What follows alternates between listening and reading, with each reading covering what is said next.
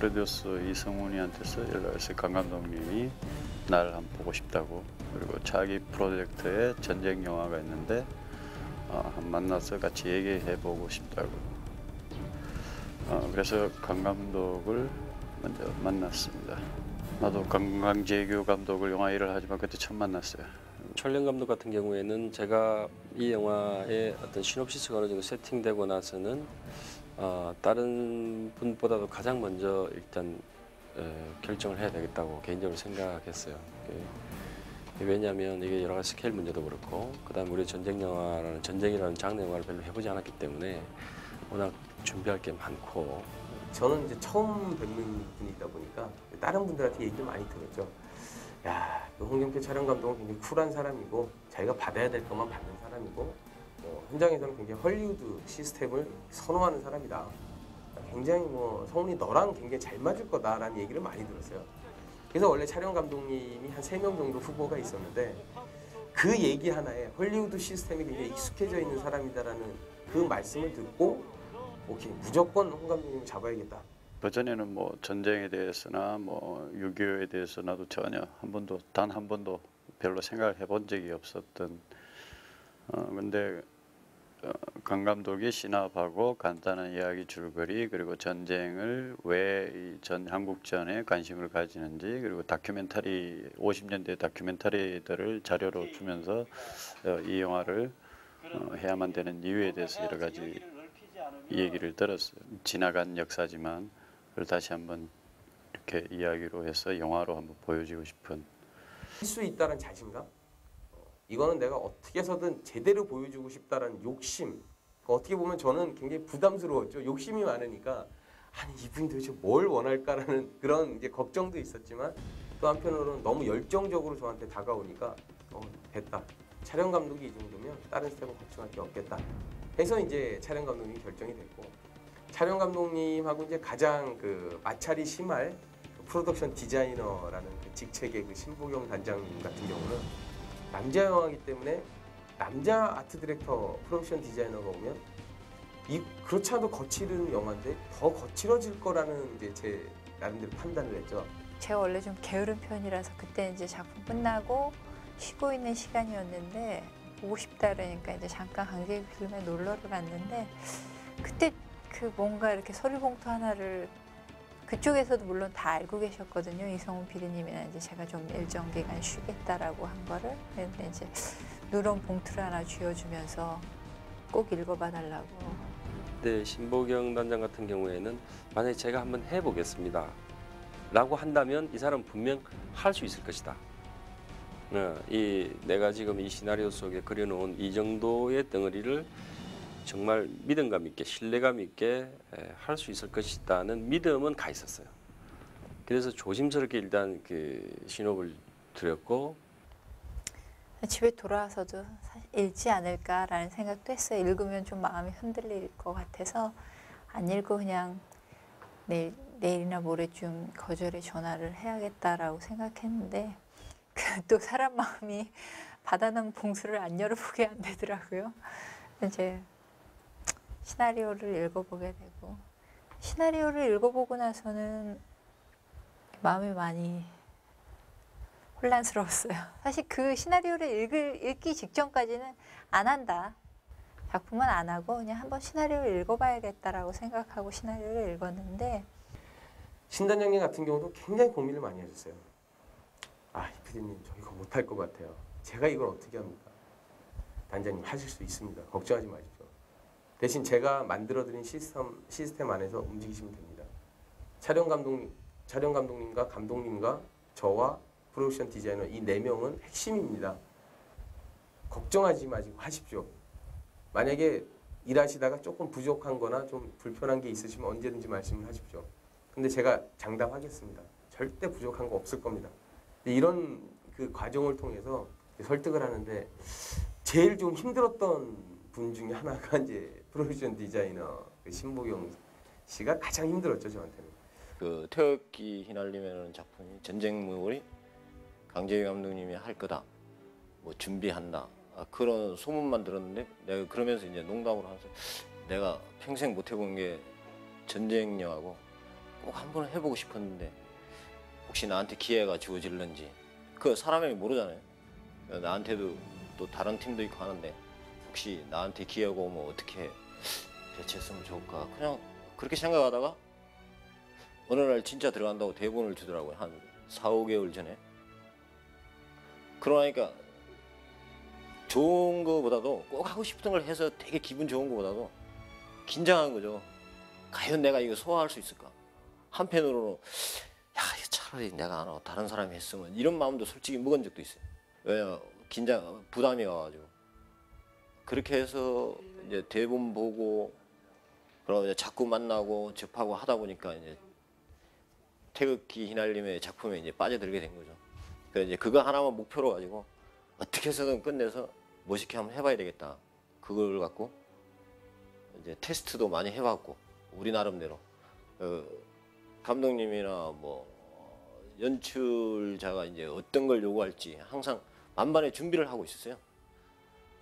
테스트 이게 뭐 테스트를 너무 많이 해서 여러 가지 폭파에 관한 것들 이렇게 폭파 질감 텍스트 이게 전쟁 영화의 가장 큰 건 뭐 일단 이게 전쟁이랑 상황을 놓고 뭐 인간적인 이런 거 다루면 우리는 기술자들이고 그 전투를 찍을 때는 이게 다 가짜잖아요. 이게 다 허구고 폭탄을 하나 터뜨려도 이제 사람들한테 그 전쟁의 리얼함을 주기 위해서는 사실감이 나야 되거든요. 그런 면에서 이제 우리가 눈으로 봐서 와 저게 진짜 같이 막 터지는구나 하는 느낌이 들어야 되니까 그런 면에서 이제 특수 효과팀이랑 여러 가지 테스트들 파편에 대한 테스트들을 많이 했어요. 이렇게 흙 넣고 뭐 덩어리 넣고 파편을 여보기도 하고 뭐 하염 테스트니 뭐냐 해갖고 태극기에 가장 적합한 우리가 현장에서 가장 많이 써야 될 하양 양 그 체크도 하고 그런데요. 그리고 전체 이 태극기 식구들이 다 모여서 테스트한 적이 있어요. 양구에서. 그때 가서 큰 앵글에서 보고 그 찍은 걸 극장에서 봤어요. 보고 난 다음에 이제 결정한 거죠. 아 저기서 우리가 뭐가 부족했다. 그냥 우리가 뭐 비디오로 찍어갖고 맨날 테스트할 때 보면 괜찮을 것 같은데 큰 화면에서 보니까 그게 아니더라고. 그리고 이제 그냥 찍었는지는 몰라도 우리는 한 발 한 발 묻으면서 번호를 다 정해놓고 나중에 이제 저기 극장에서 체크한 거죠. 그래서 보고 이제 파편이 많이 튀는데 이유가 파편이 많이 튀는데 떨어지는 파편은 왜 이리 적은가. 그리고 폭파하는 이력이 세니까 아까 이야기했듯이 이력이 세니까 파편이 빠져나가는 속도가 빠르니까 파편이 덜 살더라. 그런 걸 찾은 거죠. 그리고 총기도 어느 정도로 사람 몸에 맞는 피탄 같은 것들 피가 어느 정도 뿜어야 되는지 이게 많이 뿜으면 또 가짜 같고 조금인지 그런 것들 그리고 배우 스턴트맨도 마찬가지고 액션에서 이렇게 리얼한 액션 이렇게 그냥 진짜 맞아서 죽는 것 같은 느낌 그런 테스트들을 많이 했어요. 제일 처음 부분에는 일단 감독님이 영화에도 나오지만 그러니까 결국에는 이제 전쟁 영화가 스케일에 관한 부분이고 스케일에 관한 부분이다 보니까 군인의 숫자와 뭐 피난민의 숫자와 또 각종 또 무기들의 숫자 이런 것들이 사실은 우리가 준비할 수 있는 것보다 훨씬 더 많았어야 되는데 그걸 모든 거를 다 만들 수는 없었잖아요. 모든 걸 다 만들 수 없었고 준비할 수가 없었으니까 결국엔 이제 시각 효과 쪽에 힘을 이제 빌려서 이제 표현을 해야 되는데 그런 얘기들에서 굉장히 많은 얘기를 했고요. 그리고 뭐 한국이니까 이 정도 선에서 우리가 타협을 보자가 아니라 최대치를 목표를 두고 이 선까지 얼마나 우리가 했는지 한번 같이 가보자라는 얘기를 사실 굉장히 많이 했었어요. 그래서 그러니까 그런 얘기들을 처음에 하셨을 때는 나름대로 준비를 또 해나갔던 부분들도 있고 그리고 또 결론적으로는 감독님께서 그런 욕심을 어쨌든 가지고 계셨던 거는 제가 보기에는 굉장히 저희한테도 힘이 됐던 것 같아요. 그러니까는 뭐 VFX 쪽 혹은 시각 효과 쪽에 어려움이 있으니까 그럼 이걸 좀 줄여가자라든가 이런 타협이 아닌 그러니까 최종적인 목표가 이거고 이거에 대해서 최선을 다해달라는 주문을 하셨기 때문에 그러니까 저희는 그냥 정상을 보고 달려가는 그런 상황이었고요. 그런 게 오히려 더 이렇게 좀 더 이렇게 좋은 그림을 보여주고자 하는 그런 또 기본적인 또 원동력 같은 게 됐던 것 같아요. 중공군의 그런 이제 공격이나 뭐 피난민들 피난하는 장면들 뭐 이런 것들이었는데 결국에는 이제 그 엑스트라로 동원할 수 있는 한계가 있기 때문에 만들어내야 되는 상황이었고요.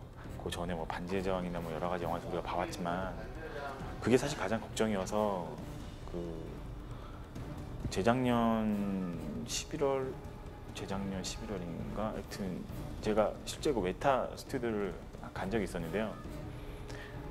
태극기 휘날리며 영화를 위해서 걔네들이 썼던 소프트웨어를 구입을 하려고 갔어요. 웨타 스튜디오를 가서 그 프로그램을 만든 그 엔지니어하고 이제 직접 만나서 얘기를 했는데, 그때 제가 내린 결론은 그 당시에 이제 그 소프트웨어가 그 스튜디오만의 소프트웨어이기도 했지만 저희 쪽에서 저희 영화에 맞게 적용시키는 여러 가지 무리가 있더라고요. 그래서 그런 부분은 깨끗이 딱 접고 일단 저희가 별도로 알아보는 중에 그 저희한테 굉장히 유용하게 쓰일 수 있는 소프트웨어를 저희가 이제 찾아냈고 그거를 구입을 해서 적용을 시켰는데 결과론적으로 굉장히 성공적이었고 그 나름대로 그 수많은 캐릭터들이 우리가 원하는 움직임들을 또 움직여줘서 그 이렇게 좀 어떻게 보면 좀 더 자연스럽게 이제 그런 어떤 여러 군중들을 표현하는 데 있어서는 그런 부분이 좀 나름대로 성과가 있었다고 생각을 하고요. 그리고 또 그 어차피 전쟁 영화가 이제 기본적으로 그 나오게 되는 여러 가지 탱크나 야포나 뭐 기타 폐허된 건물들 이런 상황이 있기 때문에 이제 미술 쪽하고 연계를 해서 미리 이제 도면 같은 거나 혹은 어떤 무기가 등장할지에 대한 데이터를 받아가지고 미리부터 이제 모델링을 시작을 해서 질감을 주고 실질적으로 나중에 촬영이 됐을 때 촬영본을 저희가 받았을 때 이제 적용만 시키면 되는 상황을 사실은 시나리오, 그러니까 실질적으로 촬영 들어가기 전부터 저희가 미리 준비를 했던 그렇게 진행을 했었습니다. 본격적으로 첫 번째 태극기를 위한 가장 구체적인 첫 번째 멜로디 작업은 아무래도 그 트레일러 작업이 아마 처음이었던 것 같아요. 솔직히 제가 얘기를 한다면 물론 그전 작업들은 있었지만 그전 작업은 영상 없이 계속 이미지를 그렸던 거였고 이제 트레일러는 거의 그동안 찍어놓은 거에 대한 정리들이 몇 씬만 남겨놓고 거의 다 있는 상황이기 때문에 이게 뭐 예상대로 혹은 어떤 분은 예상외로 거대하고 그래서 이 짧은 트레일러지만 이 안에 모든 요소가 다 들어있기 때문에 정말 어떻게 보면 메인 테마로 발전할 수 있겠다. 근데 하지만 또 트레일러이기 때문에 트레일러다운 진행을 가야 되기 때문에 그래서 그때 구체적인 작업을 계속 이렇게 저렇게 이렇게 해보면서 근데 역시 저는 느낌이 물론 결과적으로 그때 트레일러에 썼던 부분이 지금 메인 테마가 됐었거든요. 약간 수정을 거친 거지만 제일 좋은 게 이제 가이드라인 잡아놓은 게 분명히 있어야 되고 그 위에 그림을 보고 같이 또 수정을 하거나 혹은 완전히 없었던 일도 하거나 근데 제 같은 경우는 철저하게 그림에 의존을 되게 많이 하는 편이거든요. 워낙 프레임에 맞춰서 작업을 디테일하게 하는 편이라 가지고 어디에 이러이러한 움직임이 있을 때 그 시간대에 맞춰가지고 막 이렇게 바뀌고 이렇게 페드아웃되고 그런 계산은 그림이 없으면 전혀 할 수 없기 때문에 전체 구상 중에 있어서 굉장히 크게 작용을 하거든요. 그래서 근데 물론 그래도 가이드라인을 잡는 작업은 매우 중요한 부분이죠. 저 핸드헬드를 많이 쓰는 거는 이제 이 영화 전에도 강 감독이랑도 가끔 얘기했었고 전쟁 씬에 관해서 전쟁 씬이 전체에 걸쳐서 첫 번째 전투가 있고 두 번째, 세 번째 이렇게 전쟁이 나눠져 있어요. 이렇게 전투 양상이 첫 번째는 그게 6.25 때 한국전의 다양한 양상들을 하나씩 이렇게 표출해낸 거예요. 이게 한국전에서 가장 두드렸던 게 고지전.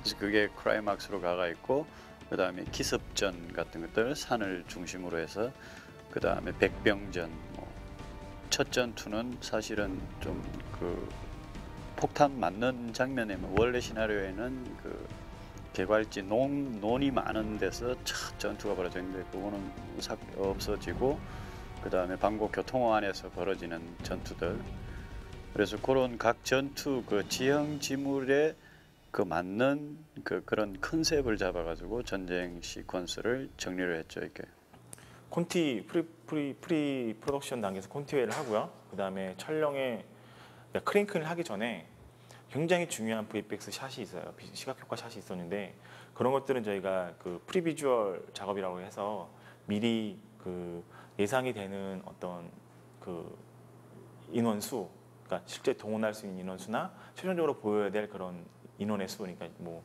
그런 거하고 카메라의 앵글 그리고 카메라의 그런 무브먼트, 어떻게 카메라가 움직일 것인가, 그리고 이 샷은 길이가 어느 정도 될 것인가, 이런 것들을 다 시뮬레이션을 다 했어요. 그래서 그런 부분들이 왜 굉장히 도움이 많이 됐냐면 현장에서 어떻게 찍을까에 대해서 사전에 논의를 할 수 있었기 때문에 그러니까 뭐 매번 뭐 제작부나 연출한테 뭐 준비해서 이런 얘기를 할 거 없이 그걸 가지고 딱 회의를 하면 각 파트가 어떤 준비를 할지가 미리 파악이 돼요.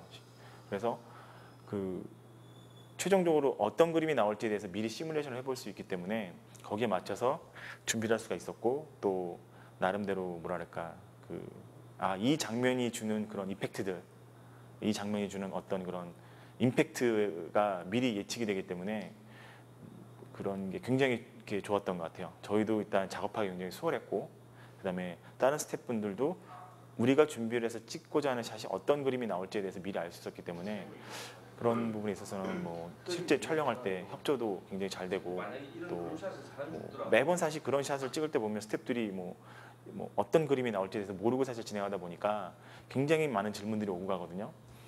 근데 그런 게 많이 없었다라는 거. 그래서 굉장히 이제 현장에서 진행이 이제 원활하게 됐다는 게 뭐 가장 큰 나름대로의 장점이었고요. 회사 가서 태극기 날리면 스태프들하고 이제 미팅하는 이제 단계는 어떻게 하냐면 일단은 제일 좋은 게 뭐냐면 1차적으로 콘티가 나와 있는 상황에서 회의를 했어요. 그 감독님하고 같이 다. 그러니까 우리 특수효과 쪽에 관련된 뭐 CG나 뭐 모든 팀들 포함해서 그때 회의를 하니까 보통 보면 신발씬이라고 해가지고 씬을 하나를 두고 회의를 하는데 그거는 그게 아니고 한 카트를 놓고 회의를 하는 거예요. 그 콘티가 나와 있으니까 거기서 가장 뭐 우리가 표현하기 힘든 카트가 여러 팀이 모여서 해야 될 카트가 있으면은 그 카트를 놓고 이런 거는 어떻게 찍어서 우리가 어디까지 접근해서 CG가 어디까지 소화해주고 액션을 어떻게 했으면 좋겠다라고 이렇게 회의 그런 식으로 회의를 했기 때문에 회의하면서는 그 콘티가 나와 있어갖고 되게 편했어요. 의외로. 그리고 자기 맡은 분야를 정확하게 알 수가 있거든요. 일단 콘티가 있으니까. 실제적으로 태극기 날리면은 프리프로덕션 기간이 굉장히 짧았어요. 그러니까 이제 한 3개월 정도 제가 이제 작업을 하게 됐는데 그 3개월이라는 게 이런 대작을 준비하기 위해서는 절대 부족한 시간이었거든요. 그래서 처음에 제가 합류하고 나서 그다음에 이제 2명의 아트 디렉터를 영입하는 데 정도에 이제 한 달 정도 시간이 걸리고 전체적으로 팀이 짜여지는데 한 달 정도 걸렸으니까 이제 굉장히 바투게 진행됐다라고 할 수 있는데 돌아보면 그렇게 하지 않았으면 못했을 것 같거든요. 근데 그게 뭐 머리가 좋아서 혹은 전례가 있어서 생겨난 판단이 아니라 이렇게 하면 효과적이지 않을까라는 어떤 기대감으로 시작한 거였거든요. 근데 다행히 대부분의 이제 담당하신 분들, 아트 디렉터를 비롯하여 각 팀의 팀장님들도 굉장히 충실히 열심히 해주셨기 때문에 효과적으로 그 시스템이 성공할 수 있었던 것 같아요.